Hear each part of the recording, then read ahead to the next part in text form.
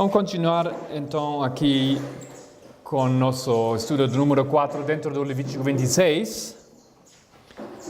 Só falamos ontem da primeira experiência aqui do Levítico 26, versículos até 20, onde descobrimos que a Bíblia faz um relacionamento com Manassés, o rei que foi quebrado.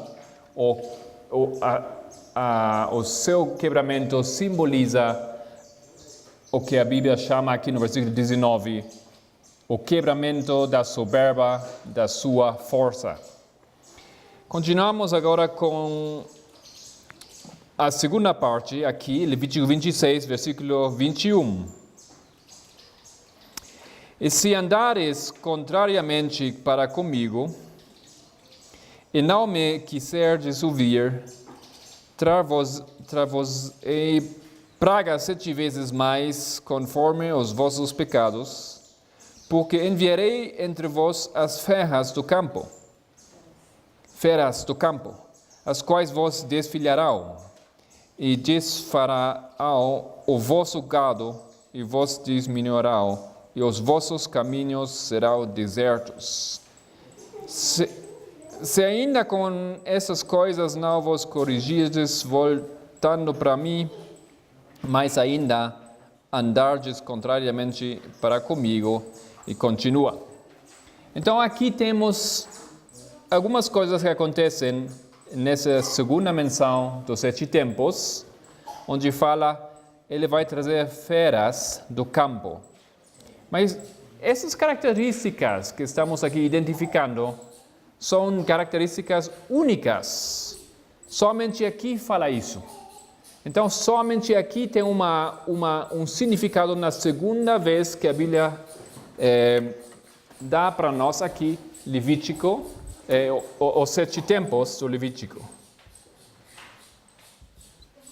Então, baixo a segunda menção dos 7 tempos, fala feras, ou bestas, eu vou trazer entre vós.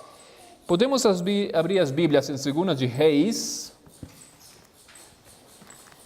2 de Reis, já temos lido aquele texto, mas para lembrar e colocar dentro do contexto aqui, 24, 1 e 2.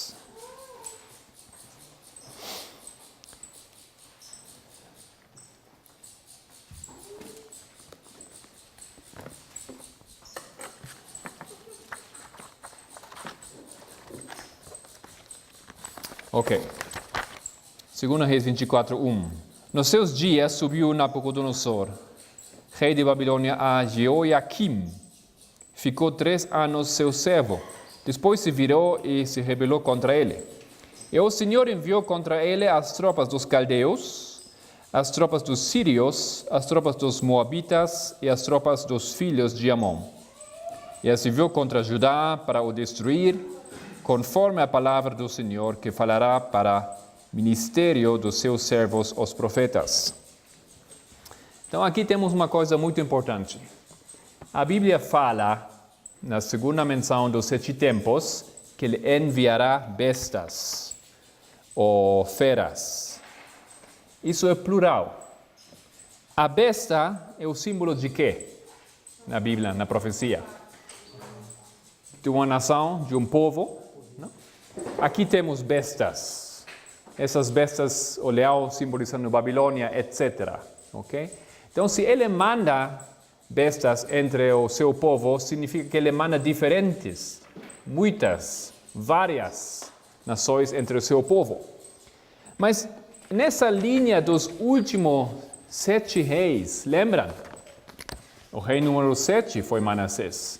E aquele foi o rei 3, 2, 1. Lembra nisso já? Aqui tinham mais uns reis, 3 reis, mas na história de todos aqueles reis, somente a um rei foi atacado por vários inimigos. E quem foi esse rei? O que temos lido agora aqui? Jeoiaquim. caldeos, sírios, moabitas, amonitas. Okay? Temos 4 bestas aqui que atacam Joaquim. Não aconteceu isso com Manassés. Só os assírios atacaram Manassés. Não aconteceu isso com os outros reis. Amon, Josias, Joacás, tampouco. Mas Joaquim, ele foi atacado por 4 bestas. Joaquim, tampouco. Zedequias, tampouco. Eles somente experimentaram os ataques dos caldeus. Ok? Então, isso é um dos pontos importantes aqui para legitimizar que aqui colocamos Joaquim e saltamos a história desses outros reis aqui entre meio. Eles não têm um rol, uma importância na lógica do número 4. Ok? Eles têm o seu lugar na lógica do número 7. Os 7 últimos reis, sim, tem uma paralela aos 7 trovões, como já temos demonstrado. Mas no número 4, eles ficam fora. Joaquim é o seguinte nome, o seguinte rei importante que tem que ser colocado nessa linha. Dá para entender isso? Faz sentido? Ok, então somente Joaquim foi atacado pelas bestas. Único ataque por vários inimigos. Isso se manifesta aqui nesse rei. Podemos ler aqui na página 132 um comentário de Guilherme Miller, de seu livro William Miller's Works, o volume tomo 2. Fala assim: 7 tempos no sono de Nabucodonosor foi cumprido em 7 anos. Nabucodonosor, por seu orgulho e arrogância contra Deus, foi levado entre as bestas do campo. E foi feito comer erva como os bois, até que 7 tempos passaram sobre ele. E ele aprendeu que o Altíssimo governa sobre os reinos dos homens, e o dá a quem quer que ele queira. Sendo esta uma questão de história e como uma alegoria, o modelo para o povo de Deus, por seu orgulho e arrogância, em recusar a ser reformado por Deus e clamando o poder e vontade para fazer essas coisas por si mesmos, eles também, com Nabucodonosor, devem ser conduzidos entre as bestas do campo. E agora ele coloca em parênteses, significando os reinos do mundo, até que eles aprendam a soberania de Deus, e ele dispensa seus favores a quem quer que ele queira. Então aqui as bestas, as nações do mundo, os reinos do mundo, atacam a Joaquim. 4 deles atacam ele. Somente a ele. Depois aqui, voltamos ao Levítico 26, fala no versículo 22, porque enviarei entre vós as feras do campo, as quais vos desfilharão. Ok?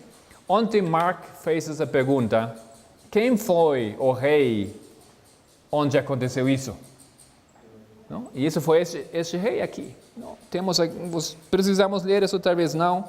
Acho que já temos lido aqui. Vocês têm nos textos, 2 Reis 20, 17 e 18, e Daniel 1 a 4. Isso aconteceu nesse momento.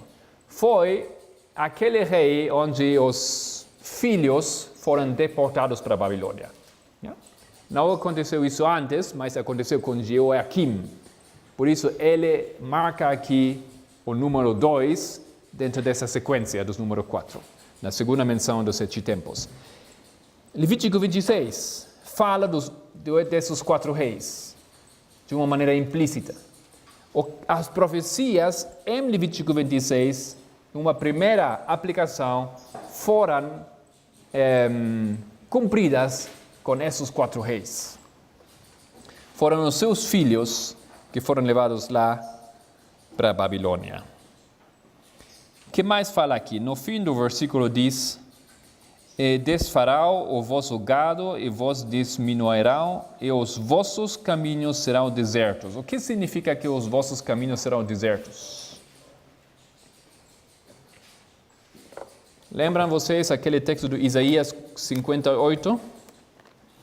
Um dos textos que nós sempre estudamos bem no começo das palestras. Seguramente uns anos atrás já tínhamos compartilhado aquele texto. Isaías 58.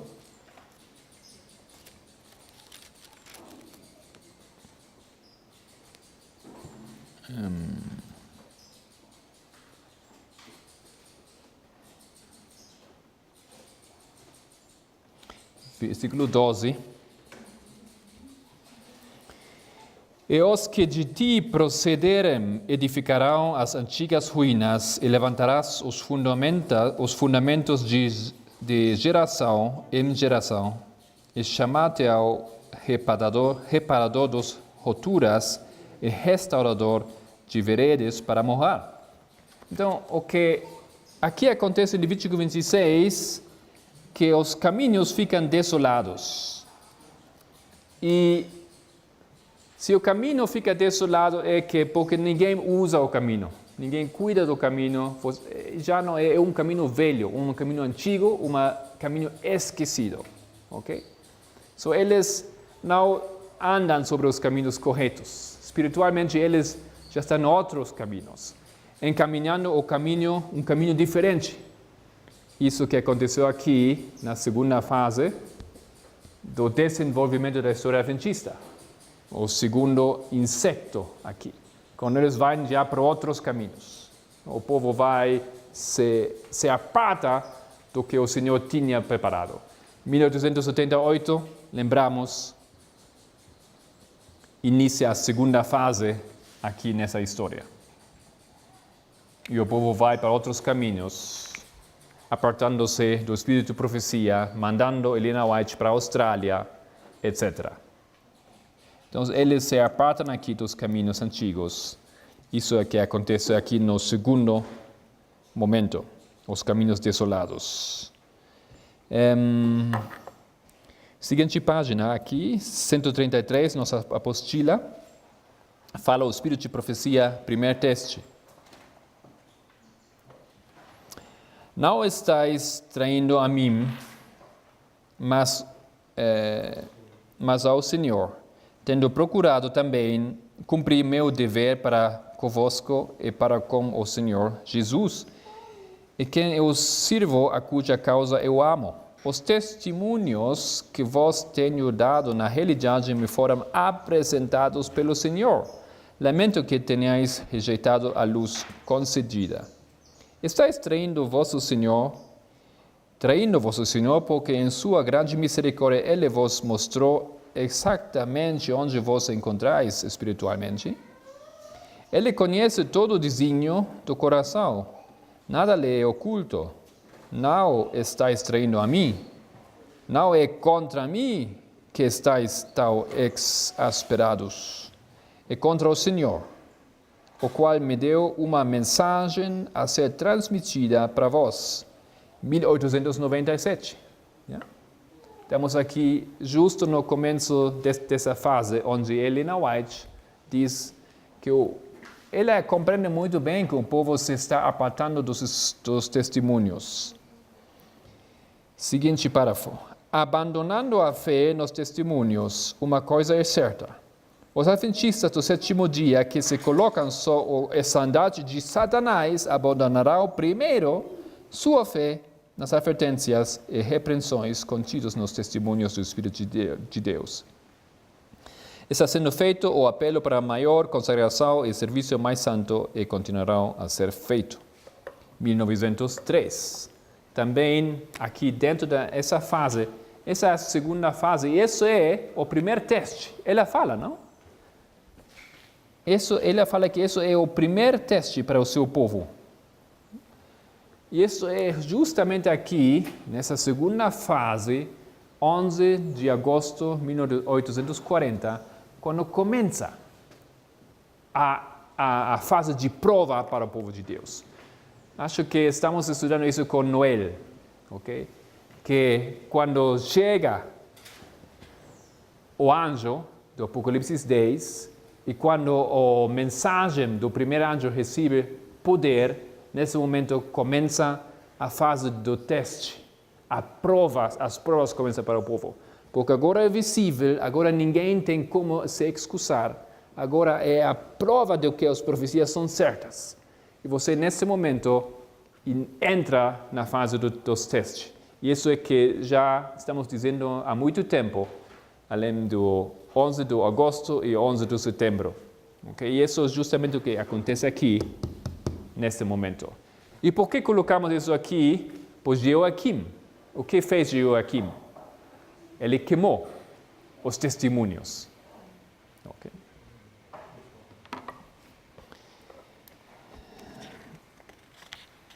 Seguinte página. Já não vamos ler novamente o que já temos explicado, além dos testemunhos da igreja. Já vocês sabem.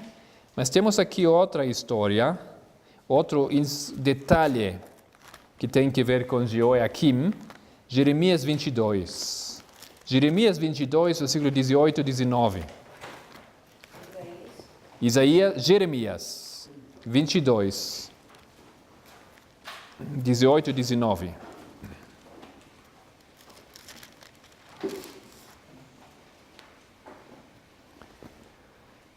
(22, 18). Portanto, assim diz o Senhor acerca de Joaquim, filho de Josias, rei de Judá. Não lamentará dizendo, ai meu irmão, ou ai minha irmã. Nem o lamentará dizendo, ai Senhor, ou ai sua glória. Em sepultura de quê? Jumento será sepultado, sendo arrastado e lançado para bem longe, fora das portas de Jerusalém. O que significa a sepultura de um jumento? Por que o jumento aqui, nesse momento? O que tem que ver aqui o jumento?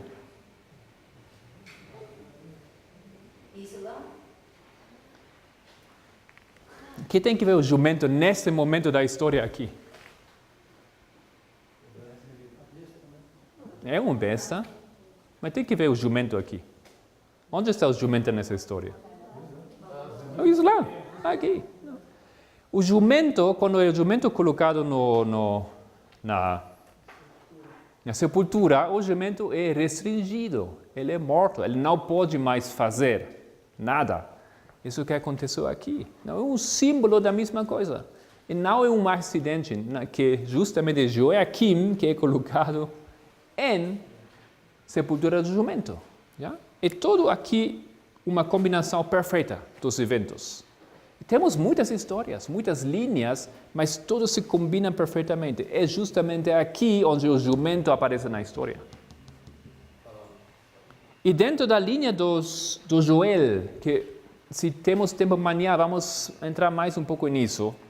Joel 1, os 4 insectos. Qual é o segundo insecto aqui? Primeiro tem não sei o quê. E qual é o segundo? Gafanhoto.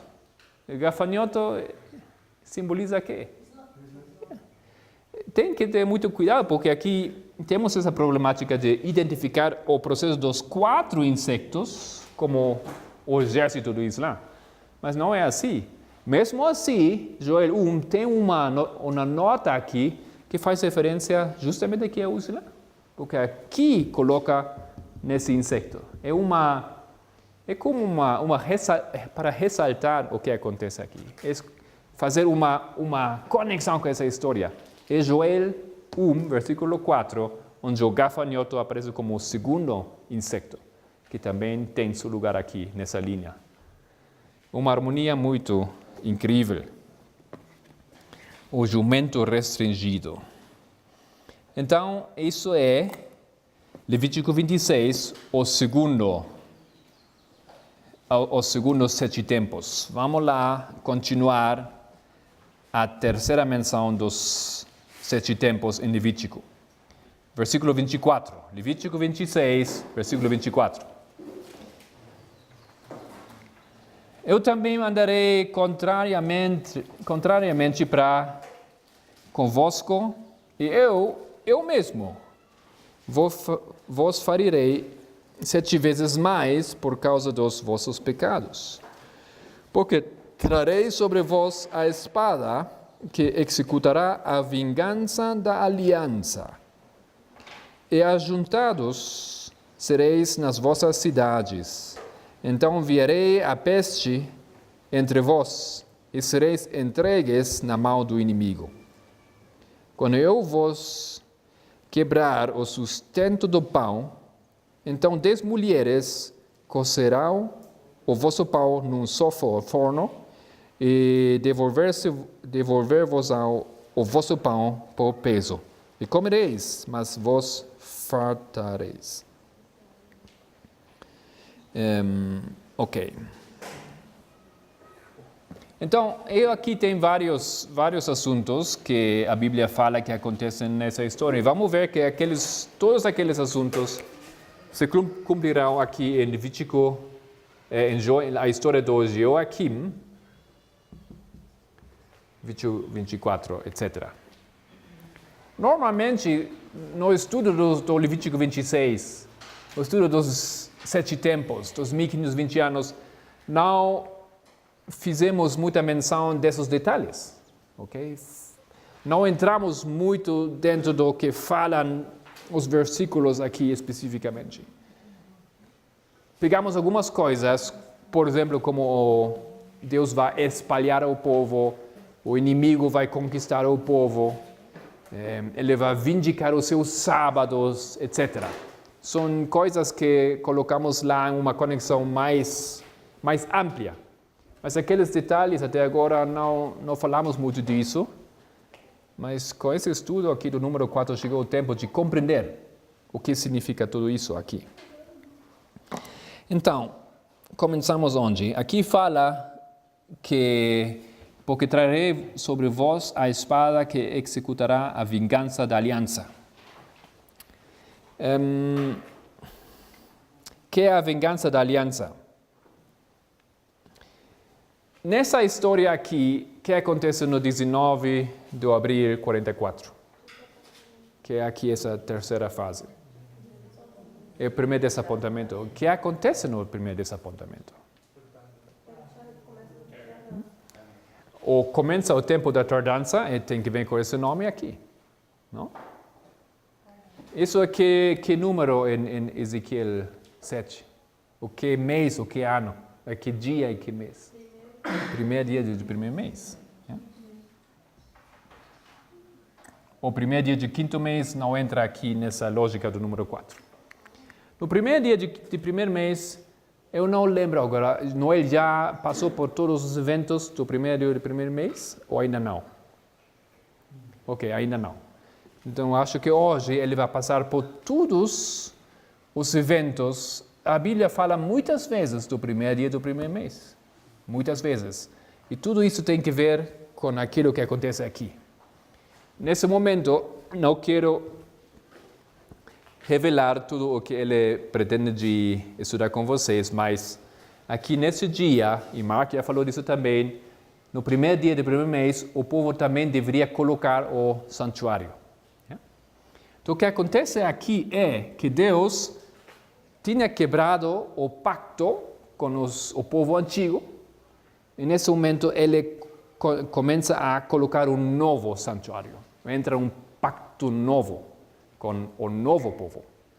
Os protestantes ficam atrás e os minoritas se convertem ao povo elegido, ao novo Israel, esse Israel espiritual. Isso é o que acontece nesse momento aqui. E quando a Bíblia fala justamente aqui, baixo a terceira vez dos 7 tempos, ela diz, eu vou tomar vingança, executar vingança da aliança. A aliança que ele tem que quebrar, que o povo não guardou aliança com ele, porque o povo escolheu de não aceitar a luz que ele trouxe nesse tempo, por o povo escolher, os protestantes escolher ficar com Roma, então ele tem que quebrar e vingar aquela aliança que ele fez com o seu povo e entrar um novo pacto aqui com o seu povo novo. Isso que acontece neste momento não acontece aqui, não aqui, acontece aqui. Ok? A vingança da aliança. E a vingança da aliança é, como temos aqui também escrito, limpar o templo. É a mesma coisa. Isso é que acontece aqui. Colocar um novo templo, edificar um novo templo, mas também limpar o templo. A primeira limpeza das duas limpezas do templo acontece aqui. A segunda acontece aqui. Então, vingar o seu pacto, a sua aliança, é tudo isto que acontece no primeiro dia do primeiro mês, no 19 de abril de 44. Isso é tudo aqui. E muito mais poderíamos falar disso, eu acho. E também, isso aqui, o 11 de setembro, também, 11 de setembro. E o que acontece no 11 de setembro em relacionamento com o pacto, hoje em dia? Deus está escolhendo o seu povo, está entrando em um novo pacto, e agora estamos nesse processo. Nesse mesmo processo, estamos nós. Ele está vingando o seu pacto, ele está fazendo limpeza, ele está reunindo o povo, ele está limpando o templo. Tudo isso aqui acontece agora. Isso é o que acontece aqui. A vingança do seu pacto. Ou a vingança da aliança, como aqui diz. Também, vamos ler aqui o seguinte texto, página 135. Vamos ter acho que Noel também tinha lido ou vai ler esse texto para compreender por que 2 vezes colocamos aqui o 11 de setembro. E claro, não falamos desse dia, não? 11 de setembro é um símbolo dessa fase que começou no 11 de setembro. Não é um dia e acabou, é toda aquela fase. Ainda estamos no 11 de setembro. Então aqui, aquele texto em cima, do Mensagens Escolhidas, tomo 2, 118, fala assim: diz o profeta: vi descer do céu outro anjo, que tinha grande poder, e a terra foi iluminada com a sua glória. Quem é esse anjo? Apocalipse 18. Esse é o anjo que descende com grande poder. E clamou fortemente com grande voz, dizendo: caiu a grande Babilônia. Não lembramos isso, a segunda mensagem dentro do anjo de 18, Apocalipse 18. E se tornou morada de demônios, Apocalipse 18, 1 a 2. Esta é a mesma mensagem que foi dada pelo segundo anjo. Caiu a Babilônia, sabemos tudo isso. Então aqui temos uma combinação, não? Isso é Apocalipse 18, mas também é o segundo anjo.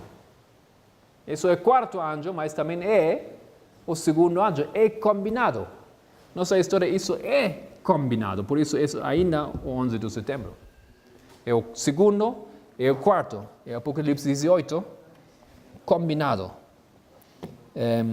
Continuamos. Que é esse vinho? Não. Caiu Babilônia, etc. Vamos saltar ao seguinte parágrafo. Quando Jesus começou seu ministério público, purificou o templo da sua sacrílega profanação. Entre os últimos atos do seu... Isso é que acontece aqui. A purificação do templo. Ok? A vingança da aliança. Entre os últimos atos de seu ministério estava a segunda purificação do templo. Assim, na última obra, para a advertência do mundo, 2 chamados distintos são feitos às igrejas. São 2 chamados distintos dentro do anjo do Apocalipse 18, mas eles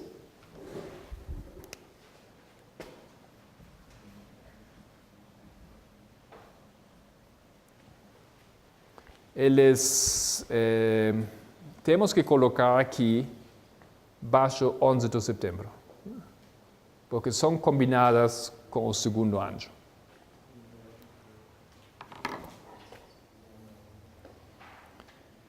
Ok.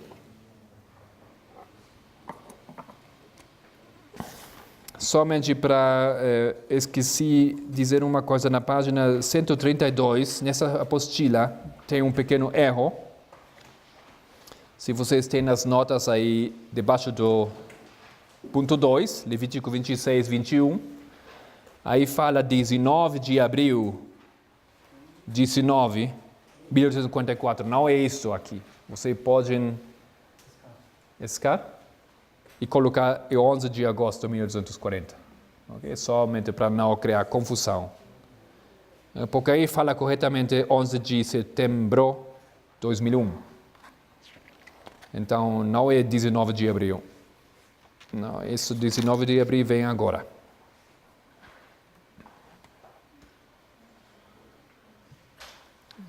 Com Joaquim.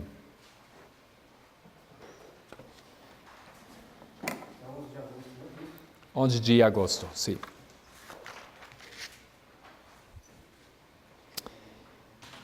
Continua falando no Levítico. Abrimos novamente Levítico 26. E fala assim também, ao final do versículo 25, então enviarei a peste entre vós e sereis entregues na mão do inimigo.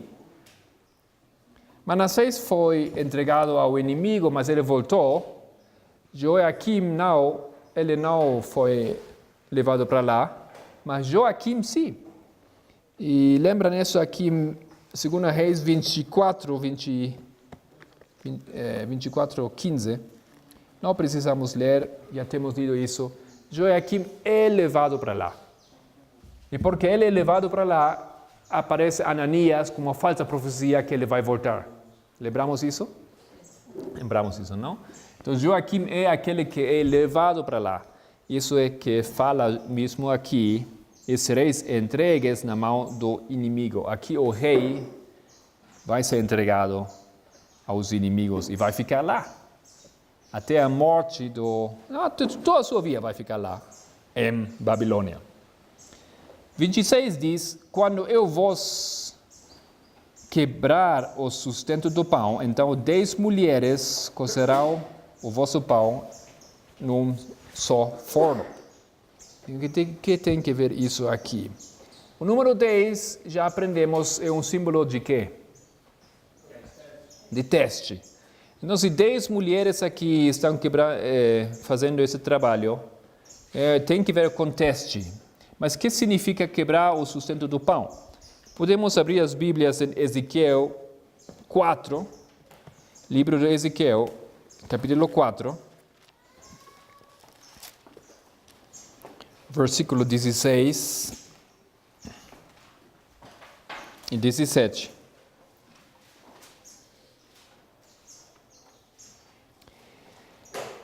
Disse-me ainda, filho do homem, eis que eu quebrarei o sustento de pão em Jerusalém, a mesma expressão, e comerão o pão por peso, e com ansiedade, e a água beberão com medida e com espanto, para que lhes falta o pão e a água, e se espantem uns com os outros, e se consumam nas suas iniquidades.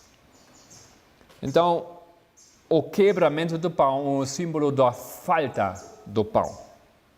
Tem outros textos mais, vocês podem olhar isso nas suas notas. Então, o quebramento do pão, ou do sustento de pão, é um símbolo da falta do pão. Falta de pão de quê? Que tipo de pão falta? O pão que falta é o pão da vida. Não? É o pão que é apresentado por Jesus. É a verdade que não existe. Lembram o que acontece aqui, nessa história? O que acontece aqui com Joaquim? É símbolo de que, espiritualmente, que aconteceu com nós, nessas fases na história da igreja. O que acontece em Ezequiel 8? Tem as mulheres que choram.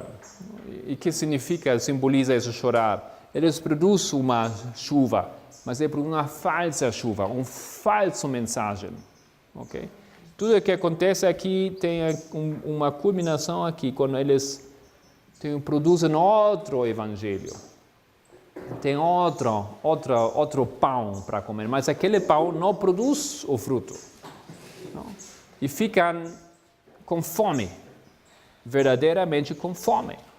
E é uma experiência de todos nós que pregam a mensagem de profecia nas igrejas. Qualquer lugar do mundo onde eu estive, tem muito interesse por profecia. Mesmo que a igreja, nos últimos anos, de novo começou a fazer algumas palestras de profecia, tem muito fome por profecia, porque não tem. Também nos ministérios independentes, também em grupos leigos da igreja, mesma coisa, muita fome por profecia. Não tem pão, foi quebrado sobre um sistema falso, sobre um sistema falso de interpretação da Bíblia, como hoje temos aprendido, um sistema jesuítico, dos jesuítas. Então o povo não tem como comer. Isso é o que acontece aqui no terceiro momento do Levítico 26. Também, o pão, lembramos, é um assunto da história de Josué. Yeah? Temos o sono das duas pessoas lá o padeiro, não? Que tem o seu, e o copeiro. E o padeiro, ele tem que ver com pão. E quem dos dois vai viver? O padeiro ou o copeiro? Então, o padeiro, ele é que vai morrer. O pão aqui também é um símbolo, tem uma conotação negativa nesse sentido, e podemos compreender que aqui fica bem no seu lugar. Então, o pão é quebrado, símbolo de uma fome espiritual.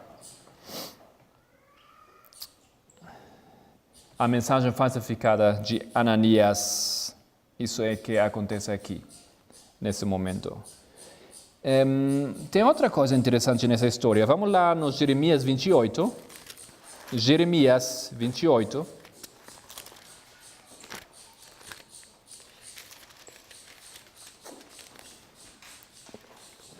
(15 e 16). Vamos ler dois textos aqui de Jeremias. Primeiro, 15. E diz o profeta Jeremias ao profeta Ananias: ouve agora, Ananias, não te enviou o Senhor, mas tu fizeste que este povo confiasse em mentiras. Portanto, assim diz o Senhor: eis que lançarei de sobre a face da terra, este ano morrerás, porque falaste em rebeldia contra o Senhor. Então, isso é o que acontece aqui, não? O povo agora acredita em mentiras. Parece tudo bem bonito, parece tudo científico, bem fundamentado, mas é um falso mensagem, uma falsa chuva e mentiras. Jeremias 22, isso é o que queria adicionar. 22. Jeremias 22. O vento apacentará a todos os teus pastores. Falamos de quem aqui? Vocês lembram? Não, ok. Estamos falando de Joaquim, sepultura do jumento no versículo 19. Lembram isso? Ok. Mas agora continua, 22. O vento apacentará a todos os teus pastores, e os teus namorados irão para o cativeiro. Certamente então te confundirás e te envergonharás por causa de toda a tua maldade. Ó tu que habitas no Líbano e fazes o teu ninho nos cedros, com lastimagens serás quando te vieram as dores e ais como da que está de parto. Vivo eu, diz o Senhor, que ainda que Conias, filho de Joaquim, rei de Judá, Conias é outro nome de Joaquim. Isso aqui também é Conias. Joaquim é Conias. Agora, primeiro falava da morte do seu pai, Joaquim, e agora fala de Joaquim. Vivo eu, diz o Senhor, que ainda que Conias, filho de Jeoaquim, rei de Judá, fosse o anel do selo da minha mão direita, contudo dali te arrancaria. Então, o anel da mão é aqui arrancado nesse momento.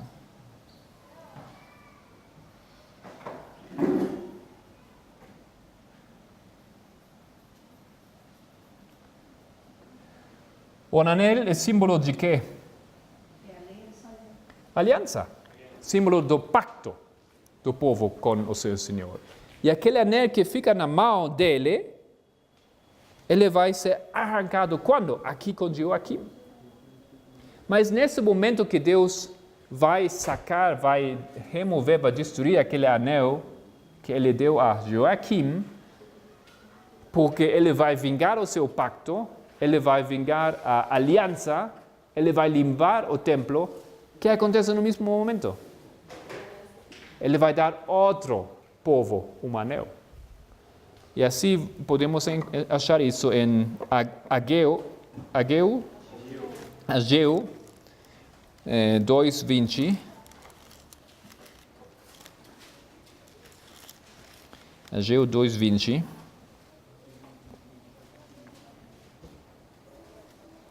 Que nessa história acontece isso aqui. E veio um pouco mais lá depois de Habacuque. E veio a palavra do Senhor segunda vez a Ageu aos 24 dias do mês, dizendo: Fala a Zorobabel, governador de Judá, dizendo: Farei tremer os céus e a terra. E transtornarei o trono dos reinos e destruirei a força dos reinos dos gentios, e transtornarei os carros e os que nele andam, e os cavalos e os seus cavaleiros cairão, cada um pela espada do seu irmão. Naquele dia, diz o Senhor dos exércitos, tomarei o Zorobabel, servo meu, filho de Sealtiel, diz o Senhor, e far-te-ei como um anel de selar. Porque te escolhi, diz o Senhor dos exércitos. Então, nesse momento que ele destroça o anel do Joaquim, ele escolhe outro para lhe dar este anel. Zacarias 4, o livro depois, Zacarias 4, versículo 1 até o versículo 10. O anjo que falava comigo voltou e despertou-me como a um homem que é despertado do seu sono. E disse-me: que vês? Eu disse: olho, e eis que vejo um castigal tudo de ouro e um vaso de azeite no seu topo, como as suas 7 lâmpadas, e 7 canudos, para cada uma das lâmpadas que estão no seu topo. E por cima dele, 2 oliveiras, uma à direita do vaso de azeite e outra à sua esquerda. Respondi, dizendo ao anjo que falava comigo: Senhor meu, que é isto? Então respondeu o anjo que falava comigo, dizendo: não sabes tu que é isto? E ele disse: não, Senhor meu. Então, aqui ele fala com o seu povo e o povo não sabe. O povo deveria saber. Como é possível que o profeta não sabe? Todo mundo sabe o que significa as lâmpadas. Ele deveria estar em condições de compreender, mas ele não sabe. Ele é um símbolo aqui do povo de Deus que tenha esquecido, ou que deveria compreender muito bem. É um símbolo dos protestantes e um símbolo de nós que temos esquecido. Versículo 6. Respondeu-me o Senhor: esta é a palavra do Senhor a Zorobabel, dizendo: não por força nem por violência, mas sim pelo meu exército, diz o Senhor dos exércitos. Que és tu, o grande monte? Diante de Zorobabel tornaste-as uma campina, porque ele trará a pedra angular com aclamações. Graça, graça a ela. E a palavra do Senhor veio novamente a mim, dizendo: as mãos de Zorobabel têm lançado os alicerces desta casa. Também as suas mãos a acabarão, para que saibas que o Senhor dos Exércitos me enviou a vós. Porque quem despreza o dia das coisas pequenas, pois estes se alegrarão vendo o prumo na mão do Zorobabel. Estes são os 7 olhos do Senhor que percorrem toda a terra. Então, Zorobabel é quem que vai fazer que coisa? Acabar com quê? Com a construção de quê? Do templo. Ele vai lá para Jerusalém para finalizar a construção do templo. Isso é que acontece aqui, nessa história, nessa fase. Deus está construindo o seu templo. Primeiro do primeiro mês, o templo vai ser erigido. Isso é essa fase, essa história. É justamente quando Joaquim tem o seu anel removido, Deus vai dar outro anel, vai escolher um novo povo, vai vingar a sua aliança e vai estabelecer aqui o povo escolhido. Okay? Isso é Zorobabel. E vamos lá aqui, terminando com a última vez que a Bíblia fala em Levítico 26 dos 7 tempos. Versículo 27. E se com isso não me ouvirdes, mas ainda andares contrariamente para comigo, também eu para convosco andarei contrariamente em furor, e vos castigarei 7 vezes mais por causa dos vossos pecados. Porque comereis a carne de vossos filhos e a carne de vossas filhas, e destruirei os vossos altos e desfarei as vossas imagens, e lançarei os vossos cadáveres sobre os cadáveres dos vossos deuses, e minha alma se enfadará de vós, e reduzirei as vossas cidades a deserto, e assolarei os vossos santuários, e não cheirarei o vosso cheiro suave. E assolarei a terra, e se espantarão disso os vossos inimigos que nela morarem. E espalhei-vos entre as nações, e desembainharei a espada atrás de vós, e a vossa terra será assolada, e as vossas cidades serão desertas.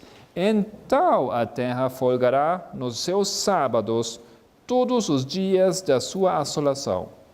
E vós estareis na terra dos vossos inimigos, então a terra descansará e folgará nos seus sábados. Todos os dias da assolação descansará, porque não descansou nos vossos sábados, quando habitabais nela. Então, que rei é aquele onde a Bíblia fala que a terra vai descansar dos seus sábados, que foram quebrantados? Zedequias. É justamente aqui.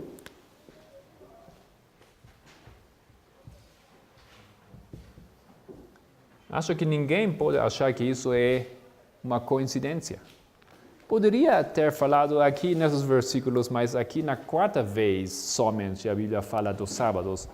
E temos esse texto que ontem temos lido em 2 Crônicas 36, 11-21, onde fala que Zedequias, eles quebraram os sábados e por isso vai devolver aos sábados a terra somente quando não tem ninguém mais habitando nessas terras. Ok. Podemos ler aqui o texto embaixo da página 136. E agora o ser glorioso que acompanhava Ezequiel nessa espantosa visão de impiedade nos lugares altos da terra de Judá, inquiriu o profeta: viste, filho do homem, a coisa mais liviana para a casa de Judá do que essas abominações que fazem aqui, havendo enchido a terra de violência, tornaram a irritar-me. Não quer sair, né? E aí los a chegar o ramo ao seu nariz, pelo que também eu procederei com furor, e meu olho não poupará nem terei piedade. Ainda que me gritem aos ouvidos com grande voz, eu não ouvirei. Ezequiel 8, 17 e 18. Por intermédio de Jeremias, o Senhor havia declarado a respeito dos homens ímpios que presunçosamente ousavam apresentar-se diante do povo em seu nome, porque tanto o profeta como o sacerdote estão contaminados. Até a minha casa achei a sua maldade. Nas terríveis condenações de Judá, como registrados no encerramento na narrativa do cronista do reinado de Zedequias, esta acusação de violarem a santidade do templo foi repetida.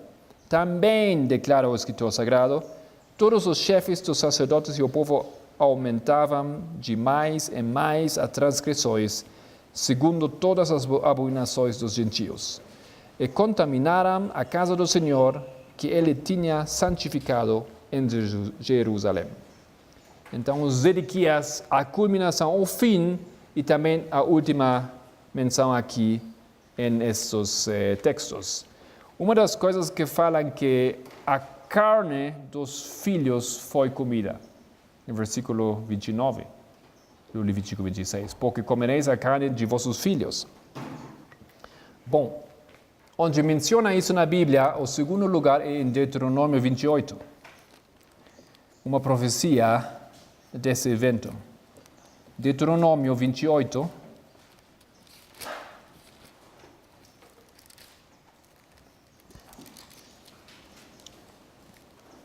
um,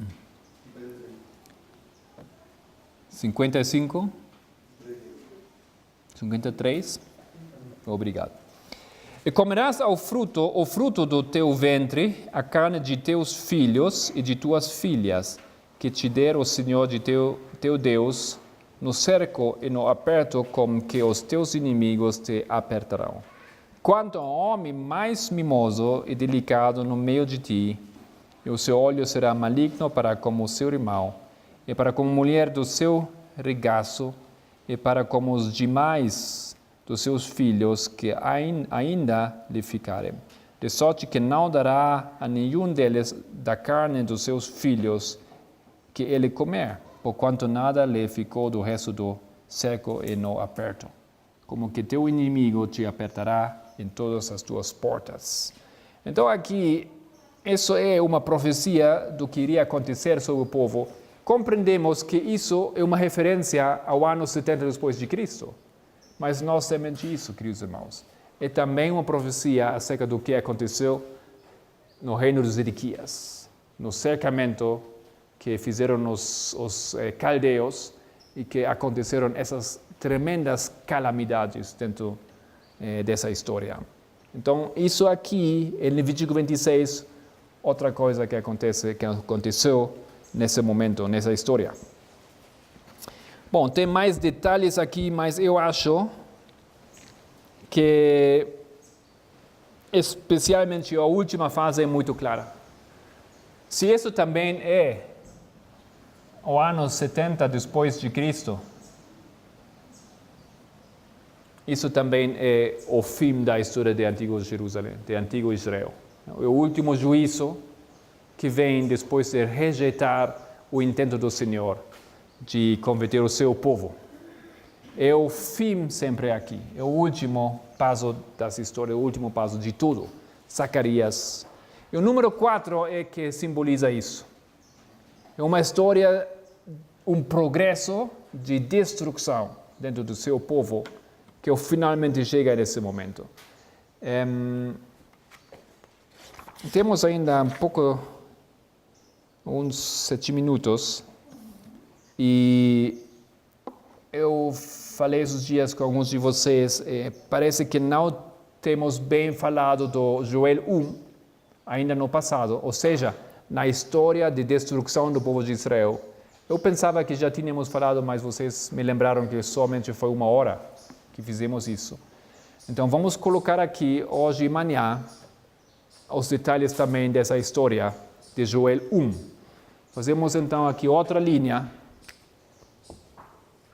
essa é a linha dos 4 insectos. Em um resumo, vamos falar desses 4 insectos do Joel 1 e que eles simbolizam. Isso é parte desse estudo. 4 vezes, 4 insectos destrutivos, a história de 4 gerações. Abrimos rapidamente Joel 1.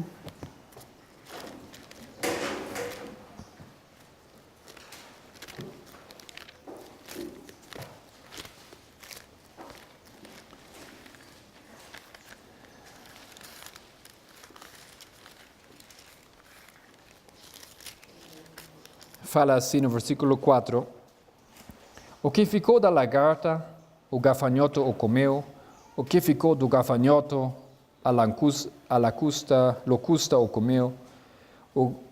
E o que ficou da lacusta, o pulgão o comeu. Despertai-vos, bêbados, e chorai. Então, isso aqui, essa informação, que eles têm que despertar, por quê? Porque eles são destruídos. Por quê? Porque eles são bêbados. Não? Disso nós compreendemos que a destruição que vem em 4 insectos, em 4 fases, em 4 etapas, em 4 gerações, é uma destruição que vem do vinho que causa aquela situação. É o vinho de Babilônia, porque fala que tem um grande exército. Continua, versículo 6, porque subiu contra a minha terra uma nação poderosa e sem número.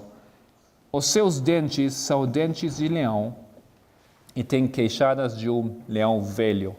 Outro simbolismo aqui que se usa para descrever aquele povo que destrui o povo de Deus. E aquele povo é como um leão. Simplesmente por isso, não deveríamos ter problema de compreender que fala desse poder babilônico. Mas no fim dos tempos, como todo profeta fala mais de nós, de seu próprio tempo, é a Babilônia moderna que aparece aqui nessa história. É a destruição em 4 gerações do povo de Deus por meio do vinho de Babilônia. Okay? Isso é Joel 1. E nós já falamos algumas vezes aqui que identificamos as 4 gerações de 1844 até 1888, de 1888 até 1919 e de 1919 até 1989 e de ali até a lei dominical. Essas são as 4 etapas, são os 4 insectos.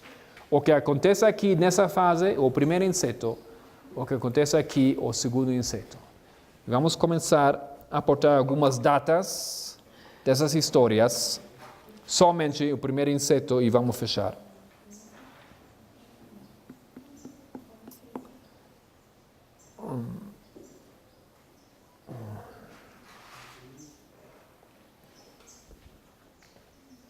Vou colocar isso aqui.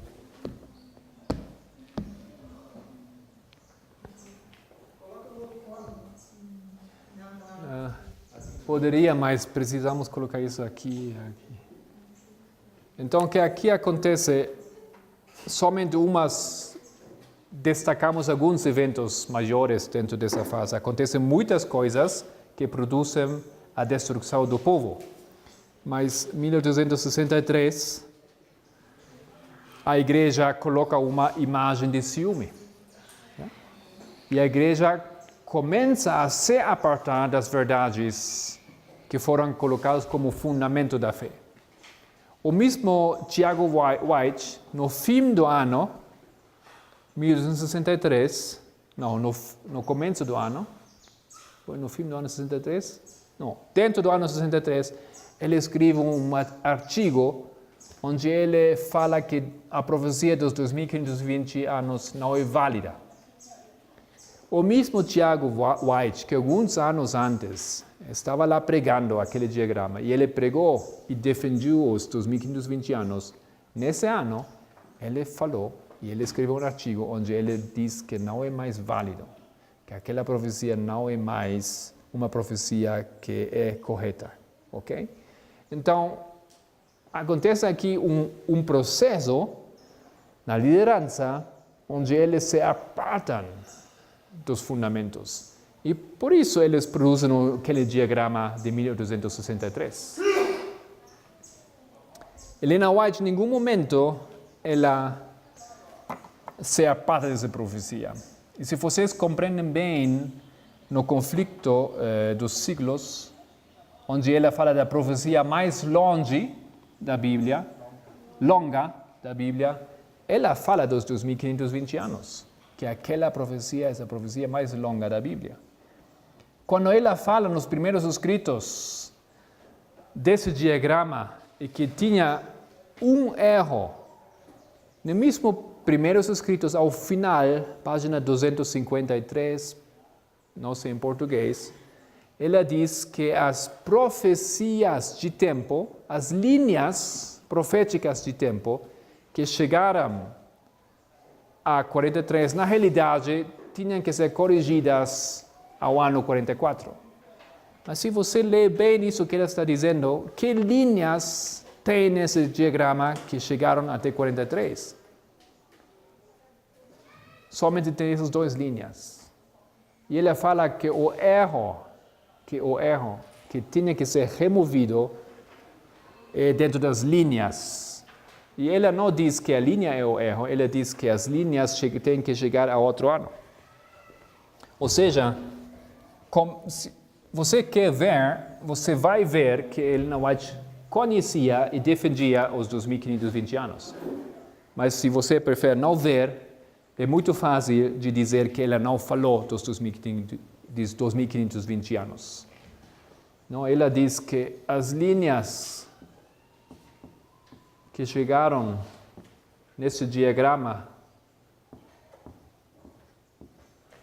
a esse ano tinha um erro. O erro foi que não foi 43, foi 44.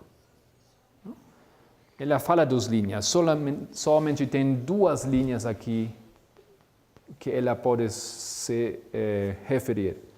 Aquelas 43 é outro assunto, porque essas linhas começam depois de Cristo.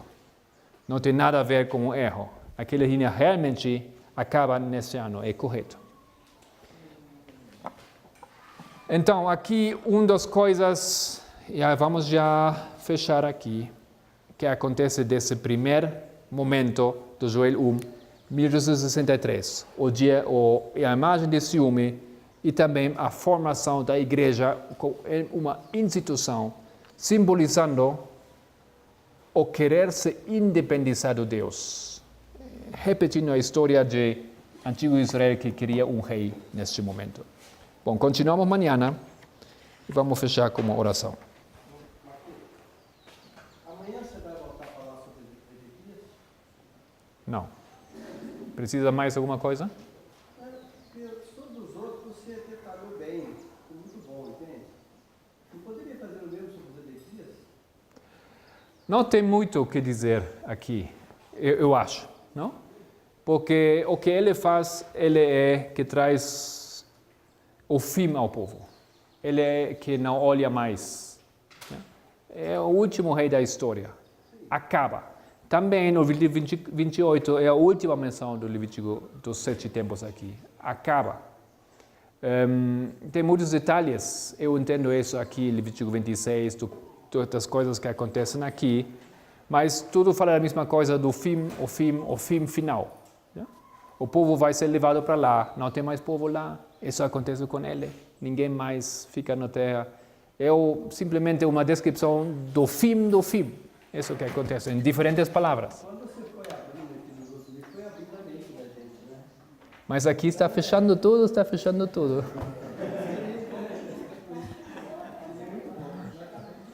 Ok? Bom.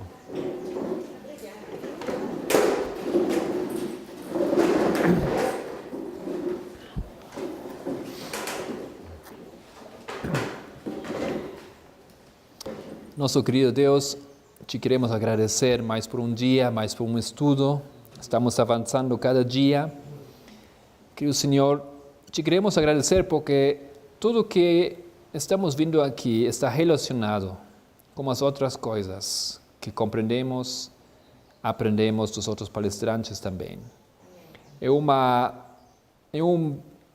luz progressiva realmente que nos estás abrindo. São informações que se estão unificando, mesmo que parecem muito e que parecem coisas diferentes. Temos aqui uma lógica muito mais clara, não?